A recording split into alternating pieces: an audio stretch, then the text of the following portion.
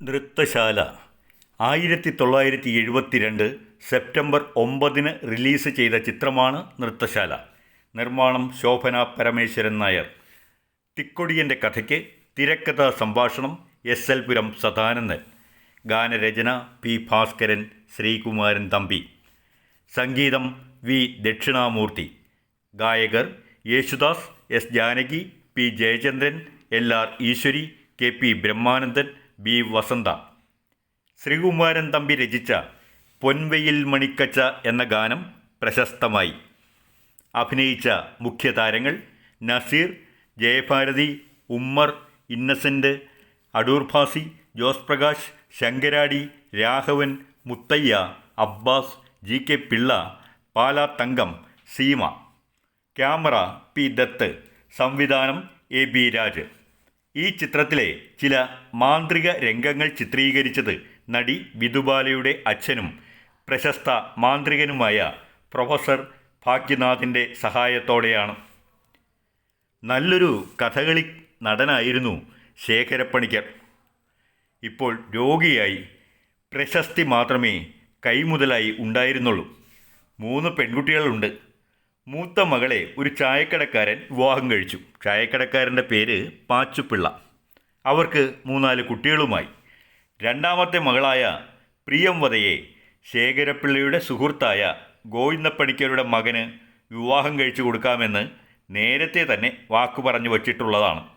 എന്നാൽ അതിന് ആവശ്യമായ പണമില്ല. അക്കാലത്ത് തൻ്റെ കാർണിവൽ ലോലയുമായി യുവാവായ ജയദേവൻ നാട്ടിലെത്തി. ആകർഷകമായ വാഗ്ദാനങ്ങളും വ്യവസ്ഥകളും പത്രത്തിലൂടെ അങ്ങനെ അറിഞ്ഞ ശേഖരപ്പണിക്കർ മകളുടെ കല്യാണത്തിനുള്ള തുക സംഘടിപ്പിക്കുന്നതിനു വേണ്ടി നർത്തകിയായ പ്രിയംവദയെ കാർണിവലിലെ നർത്തകിയാക്കി. നർത്തനശാലയിലെത്തിയപ്പോഴാണ് താനൊരു അഴിയാക്കുരുക്കിലാണ് അകപ്പെട്ടതെന്ന് പ്രിയംവദയ്ക്ക് ബോധ്യമായത്. ജയചന്ദ്രൻ്റെ വഴിവിട്ട താൽപ്പര്യം.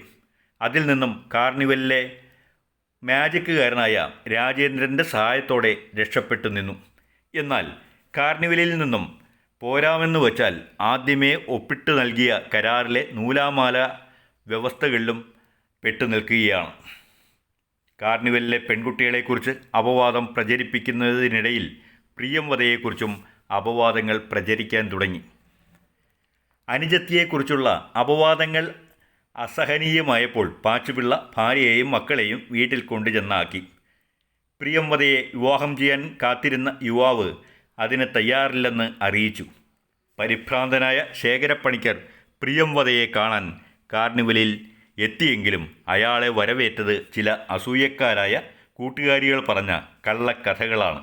അത് കേട്ട് കോപത്തോടെ ദുഃഖത്തോടെ അയാൾ പ്രിയംവദയെ കാണാതെ തന്നെ മടങ്ങി.